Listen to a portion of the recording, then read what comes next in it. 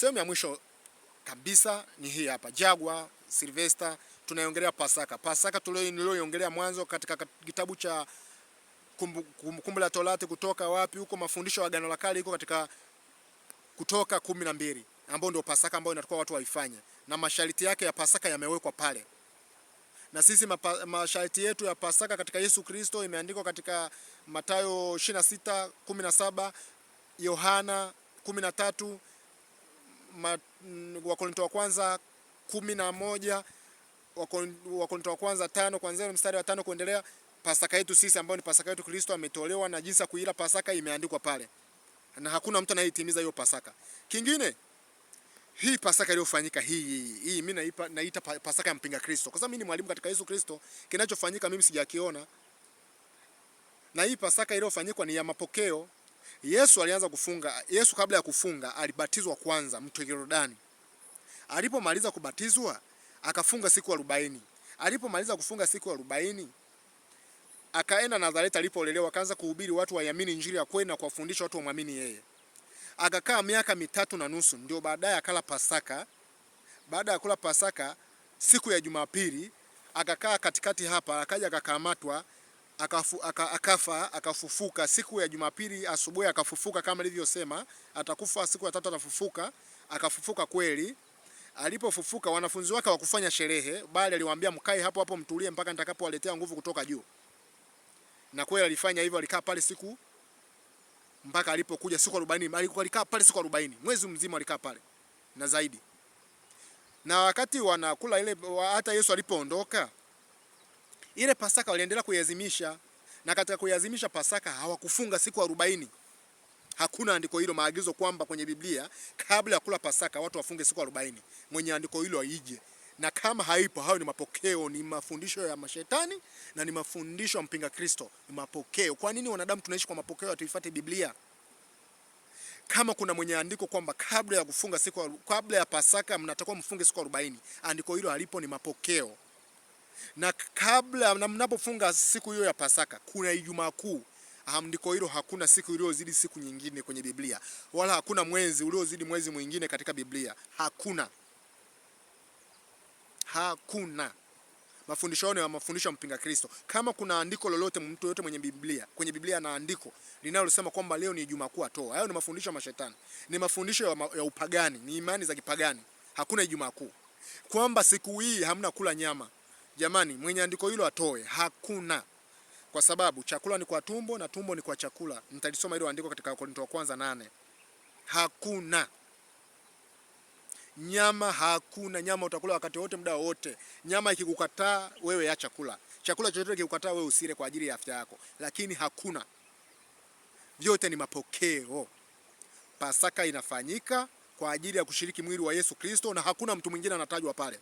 Hakuna Mariamu anatajwa, hakuna Muhammad anatajwa, hakuna Mungu anatajwa. Ile Pasaka ni ya Yesu Kristo peke yake. Peke yake, hana mshirika yoyote, hana mtu wake pembeni. Sisi wote tu watumwa wake. Wakina Petro wote walikuwa ni watumwa wa Kristo, walikuwa ni mitume wake. Wakina Paulo walikuwa ni mitume wa Yesu Kristo na ni watumwa wa Yesu Kristo. Na sisi pia ni wanafunzi wa Yesu Kristo na ni watumwa wa Yesu Kristo. Tunafanya kile kitu Yesu ambayo alikifanya, ambayo Yesu aliagiza wanafunzi wake watufundishe sisi kwamba tukifuate. Jamani, vingi ni upagani. Nimetoa mwenye Pasaka kwamba kabla ya Pasaka watu wafunge siku 40 ni upagani, atoe andiko. Kwenye Pasaka kwamba ni Ijumaa Kuu, atoe andiko, ni upagani. Kwenye Pasaka kwamba leo ni Ijumaa Kuu hamna kula nyama, huo wote ni upagani. Hakuna vitu hivyo kwenye maandiko, ni imani za watu, tunaendelea kuzipaka upaumbele na tunaendelea kuzifanya. Hakuna Pasaka ambayo inafanyika siku Yesu anapofufuka. Ile sio Pasaka. Yesu amefufuka ni kufurahi Bwana wetu Yesu Kristo, mwokozi wa ulimwengu, aliyetusamehe dhambi kwa kufa msalabani, ametusamehe bure. Sio Pasaka ile. Pasaka inaliwa kabla ya sherehe. Jamani, tuwe wa kweli. Someni maandiko vizuri. Mimi mwalimu wa Biblia Tanzania, nimesema hicho kitu hakipo. Mimi nimesoma sijakiona. Na sisi hatuabudu mapokeo, tunaabudu kwa kufuata mwongozo wa Biblia. Hakuna kitu kama hicho. Jagwa, nyie Pasaka ipi mnakula nyie? Pasaka soma vizuri kabisa maandiko yako wenyewe wa Sabato. Pasaka inafanyika Jumapili. Soma andiko vizuri. Nitafutie Pasaka ilifanyika siku gani na ni tarehe gani. Pasaka. Sherehe haifanyiki Jumapili. Jumapili walikuwa wanakusanyika tu wanafunzi wa Yesu Kristo. Hawakukusanyika Jumapili tu. ila walikuwa wanakusanyika siku yoyote walikuwa wanaiona kwao. Mafundisho walikuwa wanafundisha kila siku, lakini walikuwa wanakusanyika siku ya kwanza kwa ajili ya kumega mkate wa Bwana wetu Yesu Kristo. Jamani, vitu vingine ni uongo. Vitu vingine ni uongo. Biblia, wachungaji ni wengi, walimu ni wengi, lakini wengi ni waongo. 90% ni waongo. Niko mwalimu wa Biblia hapa. Mwenye maswali yote aulize, atajibiwa kimaandiko. Maana Wasabato wameshindwa kimaandiko. Natoa maandiko, wanasema wewe ni mtumishi wa shetani. Mpaka imefikia wakati na watolea Pasaka katika Yohana 13, nikatolea Mathayo 14, Yohana Mathayo 26:17, nikatolea ile Wakorintho wa kwanza 11. Wananiambia Wasabato kwamba hiyo ni imani ya kipagani, ni imani ya Kirumi, ni imani ya mpinga Kristo. Jamani, hao Wasabato wamechanganyikiwa. Na sio hao tu, wengine wengi tu ambao wanataka kufuata mapokeo hawako sahihi. Tupinge imani zisizofaa katika Yesu Kristo, tuhubiri Injili, tuhubiri watu waache dhambi, waache matendo maovu, waache matendo mafu, wamwamini Yesu Kristo kama Bwana na Mwokozi wa maisha yao, waweze kupata uzima wa milele. Sisi tunahubiri kwa sababu moja, ili tupate uzima wa milele. Tutakapokuwa hai, Yesu atakapokuja, itakuwa heri kwetu, maana tutamshuhudia atakavyokuja. Ila tukao tumekufa kabla Yesu hajaja, hiyo leo, kesho, kesho kutwa, muda wote, Yesu atakapokuwa amekuja, tutakapokuwa tumekufa, tumeacha matendo mafu, tutafufuka ili tumlaki Yesu Bwana hewani. Lakini tutakapoendelea kuitegemea dini wanazini, dini wanaabudu mashetani, dini wanaabudu sanamu, dini wanajenga mataasisi, wanajenga mashule, wewe uzima wa milele usahau katika dini.